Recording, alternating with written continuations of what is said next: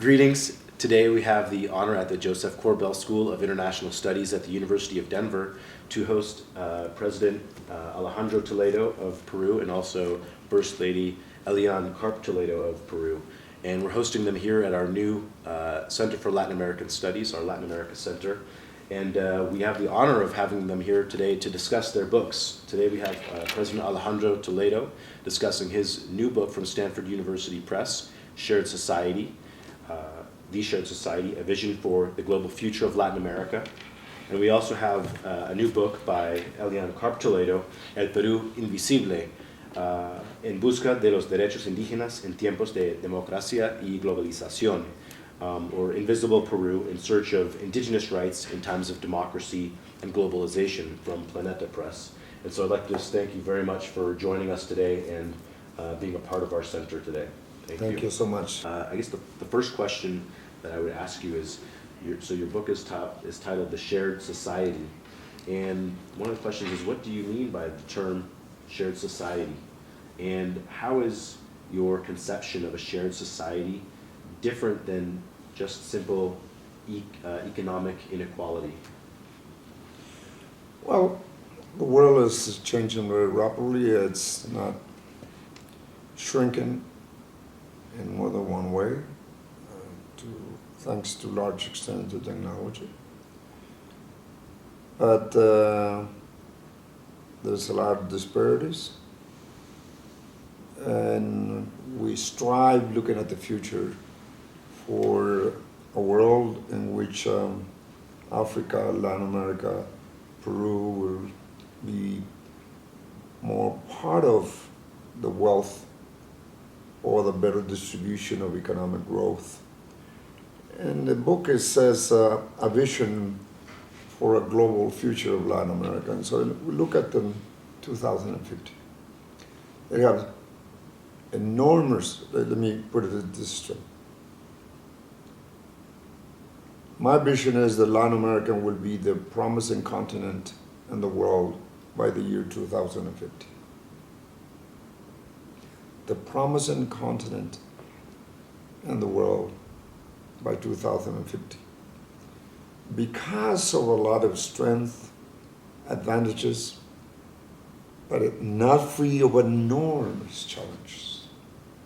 And so it requires an inspired leadership. It requires a courage, a sense of ambition for the future beyond day-to-day politics.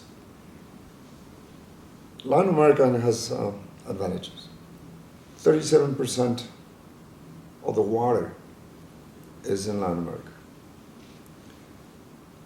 15 different microclimates.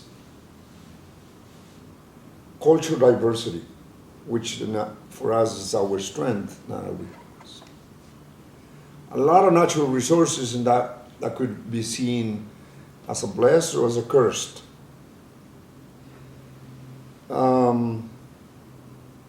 We have a human capital. Latin America has 600 million, but 25 million people who have a bachelor degrees, a master degree, or PhDs are in a diaspora in the world. So if we are able to capture by 2050, we can construct a shared society. The challenges. We need to diversify the composition of economic growth, not to be based only in this extractive industry. Third, we need to invest more in the minds of our people. And that, in synthesis, is to kill malnutrition and to provide quality of healthcare and quality of education. And finally, to identify our roots, a sense of belonging. As I said, a culture who does not know where it comes from is a society without a soul. And if we know where it comes from, we can drive to the future better. And so the book really it's very irreverent, as I said yesterday. It's not academically very kosher, but it's a combination of it. The numbers, the analysis, but looking at forward to government state policies that goes beyond one government. So it's, in essence, the book. Interesting, and you know, I really enjoyed reading the book, and we're really honored that you and your partner Elaine Karp-Toledo could spend some time with us. And I wanted to follow up on this issue of diversification within the economy, and in terms of the way in which Peru and other countries fit into the international economy.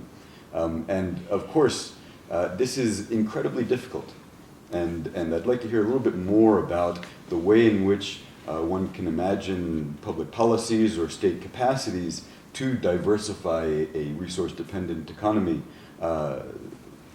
given the difficulties that there are to strengthen state capacity. And so, you know, one of the figures that I'm familiar with is the tax capacity of Peru, which has stubbornly remained, you know, low. Even compared to the rest of Latin America. And so this question of building state capacity to diversify the economy and build a shared society is something that I'd like to hear a little bit more about. Points that contains the book, it really puts a strong emphasis on the need to take in our hands the destiny of our economy, of the health of our economy.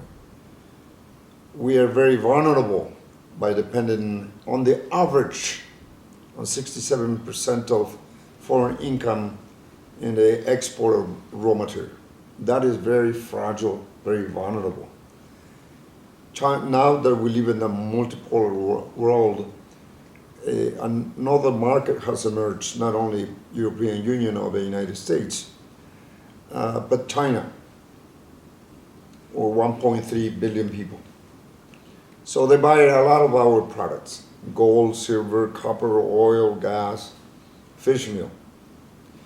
If we depend on that, we should not stop the investment in the short term or medium term in order to have the income to invest, shift and invest in the minds of our people. Secondly, diversify the composition of growth. Agro-industry, manufacturing with aggregate value, ecotourism, micro entrepreneurship, diversification of the economy. The book contains a chapter that says the state capacity to deliver.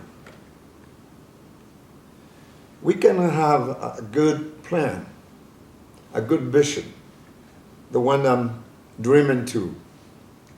But if we don't have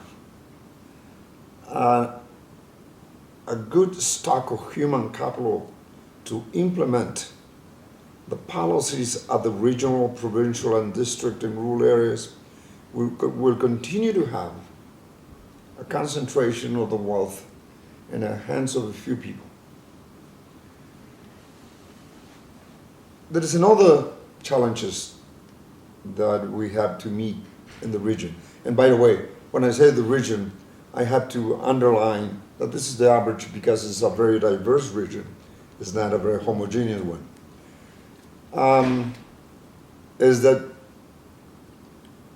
the institutional architecture of Latin America is very fragile, particularly in justice administration. And if you don't have social stability, economic stability, legal stability, then we won't capture the needed flow of capital to invest in our diversified sectors. And corruption comes into it. Corruption, that's one of the things that I admire. I have my reservations about the United States, but one of the things that I admire is that the institutions and independence of powers worked relatively well. I saw when they did the impeachment of President Nixon. I think that's part of the pendant agenda of Latin America.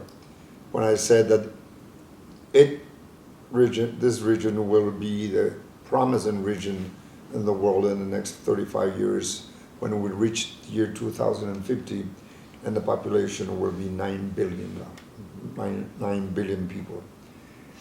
New challenges will arise. The wars will no longer be, in my view, about oil. Technology have already found substitutes for oil or gas. Cars are running now on solar panels. I drove a car in the Silicon Valley without a driver, which has 100% better security than driving by a human being. So oil will not be, in my view, looking at 250, the sources of the war. The sources of the war will be about the scarcity of drinking clean water, food security, climate change, and the need to integrate the cultural diversities of the world into a world that is more livable, and that demands an inspired, courageous leadership in the world. And with all due respect, I think that we have a crisis of leadership in the world. Well, I'd like to follow up on what you just said and the point about the crisis of leadership, because you provide a very persuasive vision of a shared society in your book, and yet there are some significant political challenges to seeing that vision to become reality. And so I'm wondering if you have any insights on how we can overcome some of the political obstacles to actually reach a shared society, and especially because the Latin America region, as we know, has historically been characterized by inequality and by political clientelism, which are factors that are very difficult to overcome to reach a more inclusive society. It's a good question. I think that the region and the world needs more leadership and less politics. Number two, we need to have the courage to make state policy decisions thinking in the next generations rather than the next elections. Third, we need to strengthen the institutions. And fourth, we need to distribute better the benefits of economic growth. We cannot fall on the irresponsibility of redistributing poverty. That's why economic growth is an indispensable component. But as a social scientist and as an economist, economic growth is a mean, not an end. People describe me in the world as having managed the economy in reverse from recession to 7.5% economic growth. But that's not my pride, to be honest. I'm glad and I'm thankful. But how do we include the diverse cultures who have been marginalized, excluded, because the color of your skin, or because the place where you were born? And that requires delivered social policies that goes beyond the trickle-down policies that it had been in the past. The notion that growth and that with growth automatically will come to distribute it and equalize. I want to kill poverty. I want to eliminate, reduce drastically inequality. And the only way that I know is that investing in the minds of our people. These three interrelated points. We need to reduce dramatically early malnutrition. empirical evidence of the medicos, I'm not a medical doctor, says that the intellectual capacity of an individual is defined in the first years of their life, even at the mother's tummy. And if you reach the age of 5 years old and you have a high level of early malnutrition, then you begin running in a disadvantage. Quality of healthcare, quality of education. I am free, and I'm telling you, I came to this prestigious university and at the center and the discussion with you, thanks to education. I am free, thanks to education. And so, this is not a theoretical proposition from a Stanford or Harvard professor. It's my life. It's a reality. I come from 16 brothers and sisters up in the mountains. 7 of them died in the first year of their life because we didn't have access to potable water and sanitation. I escaped. I'm number 8. I just barely made it. And so, it's not only my own case, it's the evidence of Japan after the Second World War. Japan doesn't have any natural resources. 148 islands, a lot of water, and a lot of Japanese. South Korea, who was a cheap labor for Japan, decided to invest in human capital and send the youth people to abroad and with a contract to come back. Israel have nothing. Almost no water whatsoever, just on the Jordan River. And surrounded by not very friendly neighbors. But it made a great decision of investing in the minds of the people. Of course, in Israel case, there's another factor that has to do with historical events of the falling of the Berlin Wall and the former Soviet Union, and they recaptured the best minds, so they jumped one generation. Now it's a strong economy, high technology, despite the crisis in politics.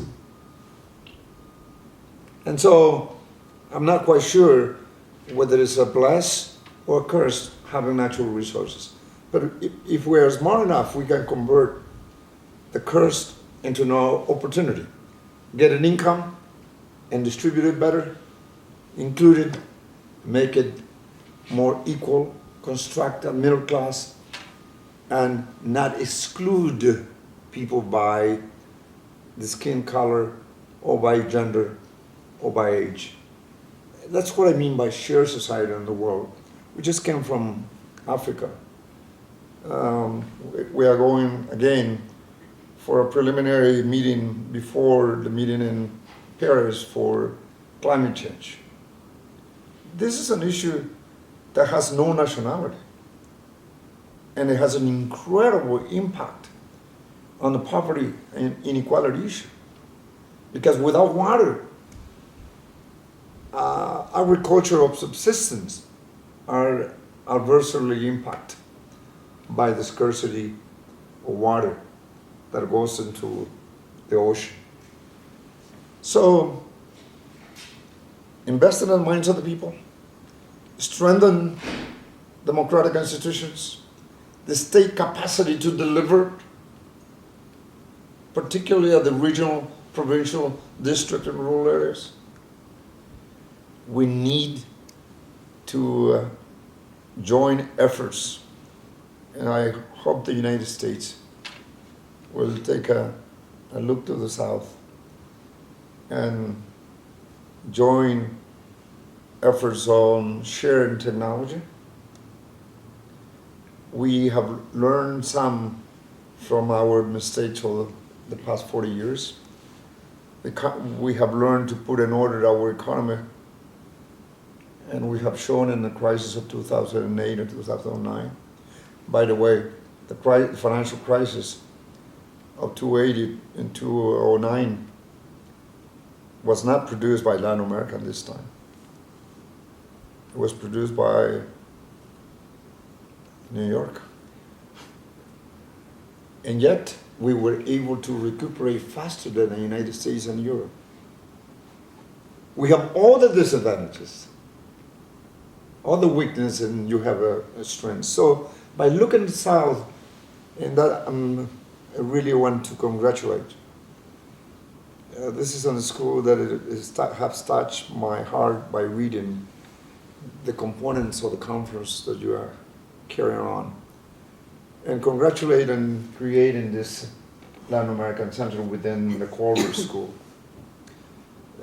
Because we need to look at it a little bit more to the south, understand each other better, and perhaps together we can have a better strength to have a better influence in the world. China and India is almost 40% of the world population.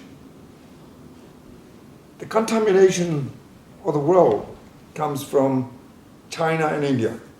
Not only, but the United States have not been ready to sign the Kyoto Protocol or the Copenhagen over in Lima last year. Hopefully something will happen in Paris. Those are some of the issues that the book is dealing with, and I'm sure that in Latin America, if we can be of some help, and we could also draw on the resources as the data bank that you have over here. Elaine and I are very impressed by the issues that this university is dealing with, which is not typical across the United States. I really appreciate all these observations. I wanted to follow up on this issue of inclusion and incorporation, and you know, it's really to the great credit of you and to Peru. You know, you were the first indigenous elected president of Peru in 5 centuries, and this is really a great accomplishment.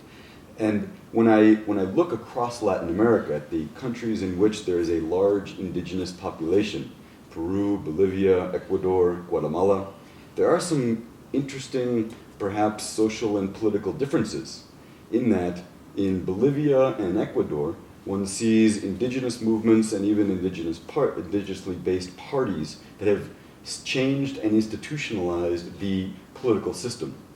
In Guatemala and Peru, such movements and parties have not emerged. And in fact, the political system of both of those countries, Guatemala and Peru, share a great degree of chaos and lack of institutionalization. And parties and the party system really fail to do the job of representation. And I wonder if you have an observation to help me understand some of this contrast. If you look at the webpage, you will find that Alejandro Toledo's merit is having revert the economy and grow at 7.5%. I'm thankful for that, but that's not my greatest accomplishment. Still a pending agenda, and that's why I'm Michigan enough to go back into politics again. Because there is a pending agenda. Growth only makes sense if we share that growth with those who historically have been excluded, and the natural resources are located in the indigenous territories that belongs to them, and they watch them making a hole in the hill, getting gold, silver, copper, oil, gas, and they don't see any benefit of it. So I'm looking to the day in which in Guatemala, in Bolivia, in Peru, in Mexico, and indigenous people who historically have been marginalized, excluded, through a good quality of education, could also be president of their respective countries. I'm the result of a statistical error. But we don't need to wait for another statistical error. It's a right to have clean water, access to quality health care, and quality of education. This is not a given away. I don't agree with some governments in the region that using the wealth of natural resources insulted the dignity of the poor or the marginalized and excluded by giving fish away. No, I revolt against that. I demand the right to give the poor to learn how to fish. And the only way how to do it is through investing in human capital and quality of education. So, in my case, I'm the first Andean descent who come from extreme, extreme poverty. And I'm very proud to say that, yes, I was a shoeshine boy at the age of 5 years old. I sold lottery and newspaper at the same time. I shared ice cream. I did a lot of things to supplement our family income in Ashanti town. And thanks to a couple of Peace Corps volunteers who helped me to get out of escape from the cruelty of poverty, I'm now and went to a good quality of schools. University of San Francisco, Stanford, Harvard, Tokyo, Paris. But that's a statistical error. I'm the first indigenous descent person who became democratically elected president in South America in 500 years. But the reason why I continue and to state politics and trying to mix my academic training with policy decision look at that to the future, making decisions now, is that I want a woman and a man who come from the excluded populations of our continent to have also the opportunity to be a leader in whatever they choose, even to be a president of their respective countries. I may want to expand a little bit on what Please. you mentioned about the indigenous organizations, because Absolutely. it's a very important point, and I'm dealing with it in a chapter of my book also. So we came to the conclusion that it is not that Peru does not have indigenous organizations. They're just constructed in a very different manner. While Ecuador and Bolivia have managed together and unify, maybe, at the national level to constitute political parties and get seats in the parliament, Peruvians have not managed to do that. So they function at a very micro level, very specific, and then they would unite into confederations, which they use when there's issues of national interest. But I think the peculiarity and the complexity of Peru with the multiple regions that it has makes it such that it's very difficult to unite on a permanent level. They do unite when there are national problems, and the rest of the time they will go for very specific problems. What does unite now everybody are the environmental programs and the impact of the extractive industry on their territories. So now we have a little shift of what used to be very micro organizations unite and propose to the government changes on those two main issues. And this is just that it's also at the global level, and it's also at a very micro Peruvian level. So, and there is also a big discussion among indigenous organizations, which is, do we want to go into the political spectrum at the national level? Is it of any of our interest? Or do we want to stay outside of the system, in the opposition, and use our leverage from there? Because they say that anybody that goes into politics gets corrupted anyway. It's a very interesting perspective that they have. So in order to avoid this corruption, they're asking themselves, isn't it more interesting to stay outside of the system and challenge it from there? So as in many cases, Peru is kind of an outstanding case on what you mentioned. Let me add a point on Eliane's. The cultural diversity is part of our strength.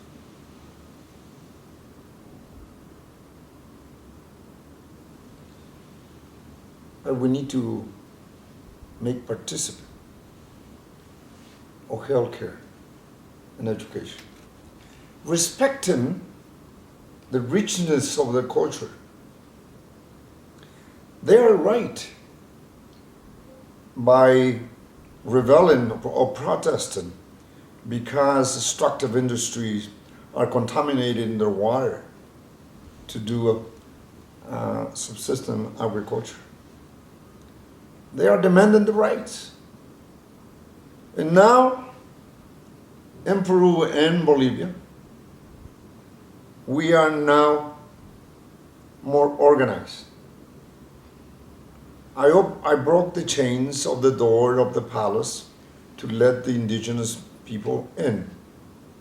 And I asked Ilian, when I was the First Lady, to get in charge of this indigenous issue. We have a biodiversity and cultural diversity that can help us a lot. Eliminating poverty and inequality demands growth, but demands distribution, beginning with the poorest of the poor. And there is a high correlation between the rural areas where the indigenous population are concentrated. Poverty, inequality, lack of access to basic service. I'm very proud of my culture. I'm very proud of my roots. But I will not accept in the long term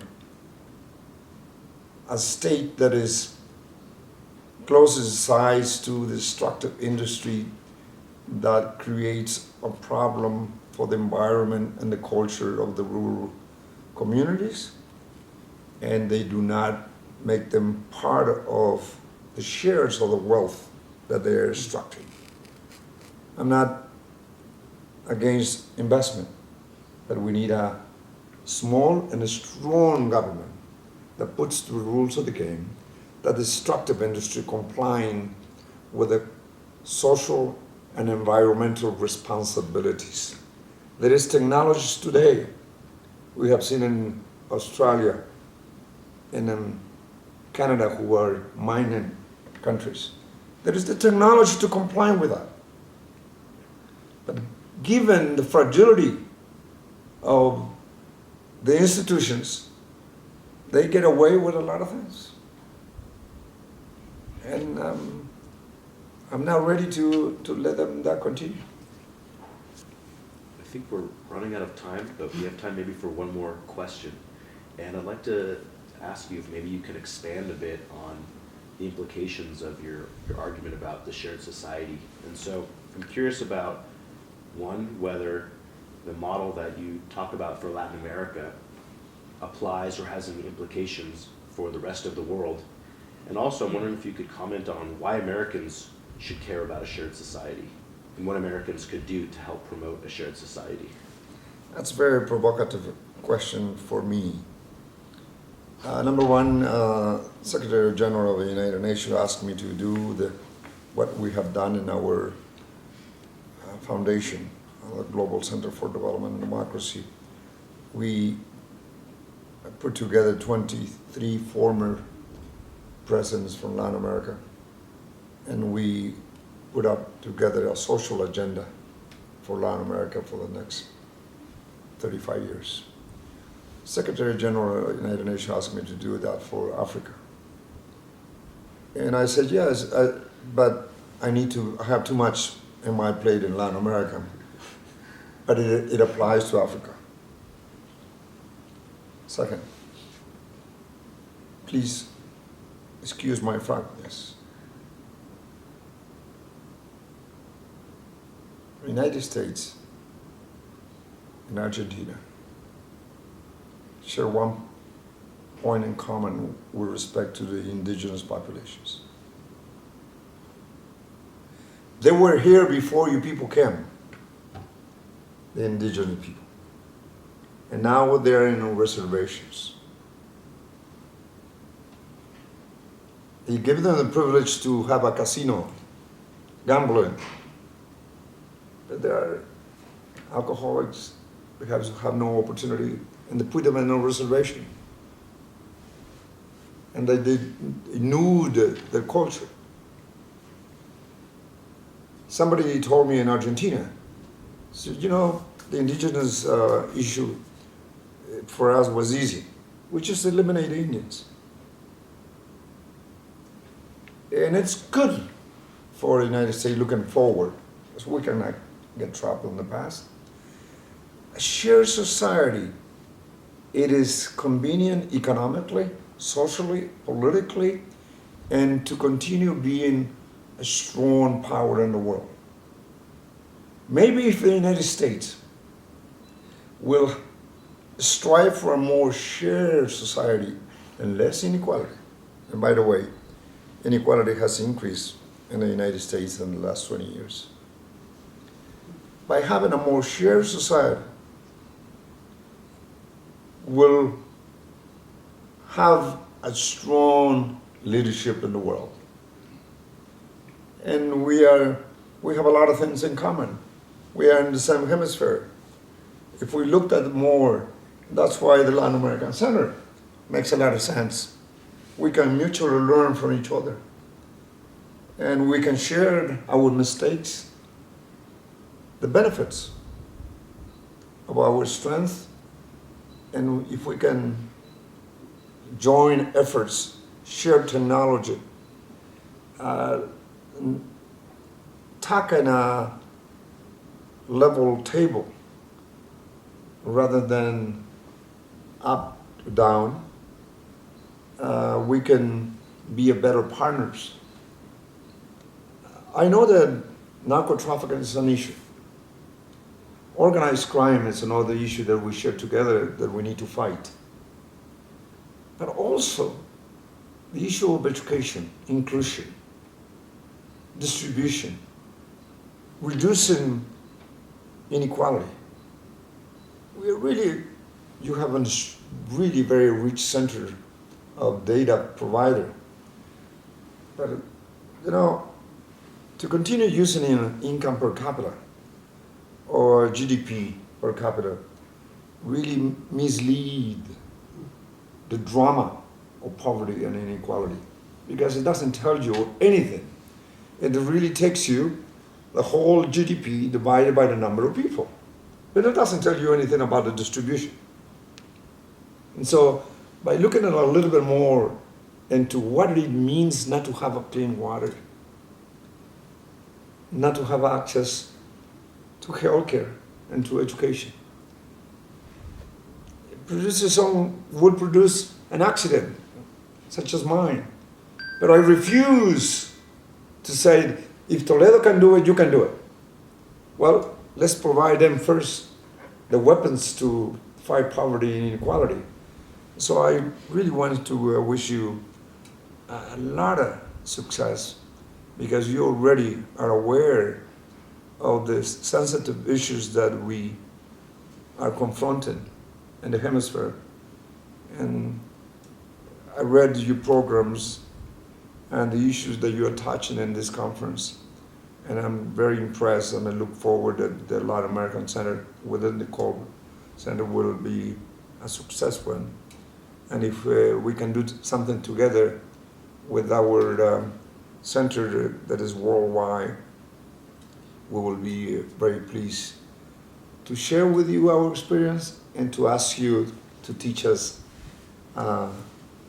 your lessons to resolve our weakness. We look forward to collaborating, and we think that there's great synergy that can be had with our center and your work. So thank you very much, President Toledo and First Lady Elaine Karp-Toledo, for your comments and for your observations. I'm going to finish con una pregunta en español que quizás sea útil, quizás no aparece en nuestro website, pero quizás sea útil para ustedes. Y es la pregunta que me mandó el profesor Steve Levitsky de Harvard. Y él ofreció la siguiente pregunta.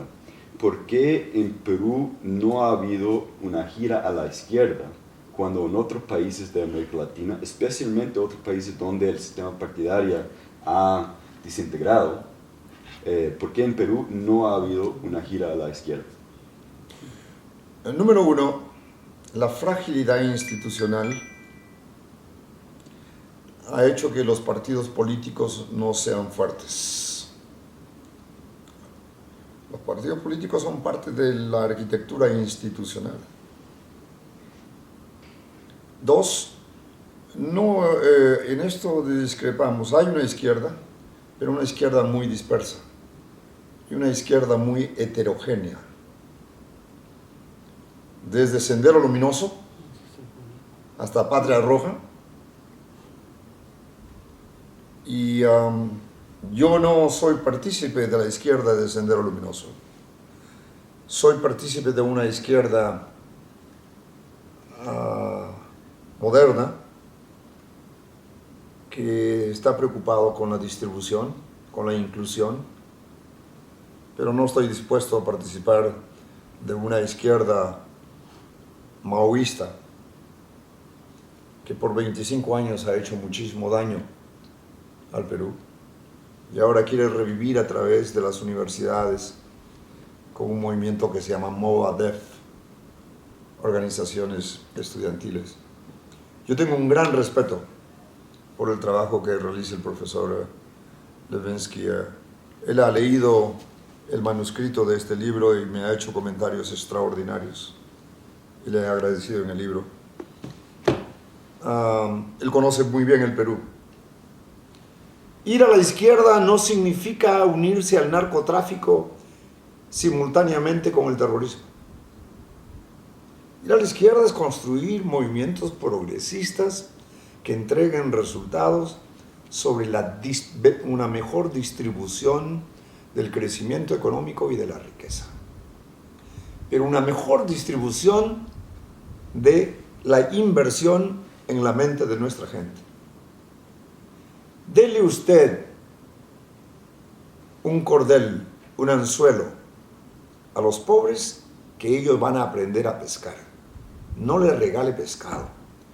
Por eso hoy día acaba de salir un pronunciamiento en la Cumbre de las Américas en Panamá, firmado por 25 expresidentes, muchos 19 miembros de mi centro, condenando la calidad de la democracia en Venezuela, donde quieren silenciar la libertad de expresión, violan los derechos humanos, el Estado de Derecho y encarcelan a aquellos que tienen un punto de vista distinto. Para mí, la izquierda, en sentido clásico, ya no existe la extrema izquierda, el centro, la derecha. Para mí, lo que tiene sentido es, dame los resultados.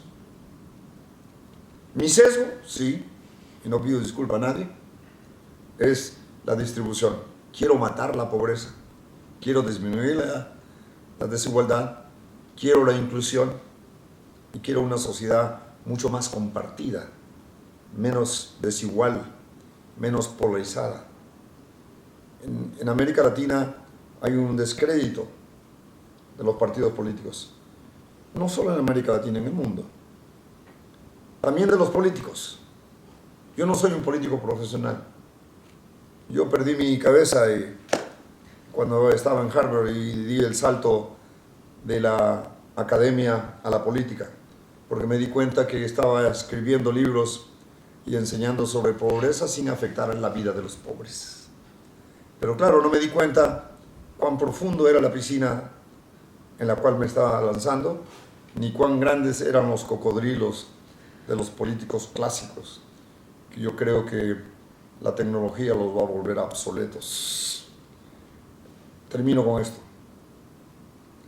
Para producir estos cambios de una sociedad compartida, mirando hacia el futuro, incluyendo el hemisferio de Canadá a los Estados Unidos, necesitamos un nuevo perfil de liderazgo en América Latina.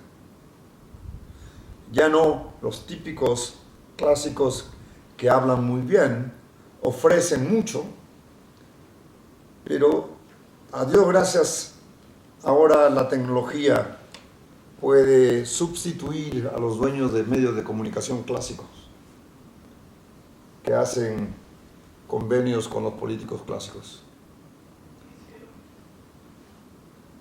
La tecnología cibernética ayuda enormemente. Solo quiero que el Internet también llegue a las zonas rurales para romper la brecha digital. Lo hemos visto en Irán, lo hemos visto en algunos países árabes. Yo lo veo en los países andinos que no tienen acceso. Esto ayuda. No es un factor determinante, pero contribuye. Yo veo más bien, deme resultados. Cuando disminuyo la pobreza y veo que la calidad de la prueba PISA en calidad de educación mejora, estamos entregando resultados. Pero hay que invertir hoy día, sabiendo que no nos vamos a beneficiar mañana en las próximas elecciones. Me interesa más bien las futuras generaciones. Y de repente ese es el nuevo perfil político que requiere. Y el profesor Lembesky es un analista muy incisivo y conoce bien América Latina, particularmente el Perú. Por eso está casada con una peruana. Así es. Bueno, muchas gracias de nuevo a ustedes y agradecemos su presencia y toda la sabiduría que nos da. Muchísimas gracias y felicitaciones a ustedes, por favor. Les deseo muchísima suerte. Si algo podemos hacer mutuamente, podemos aprender de uno del otro. Suerte. Gracias. Gracias.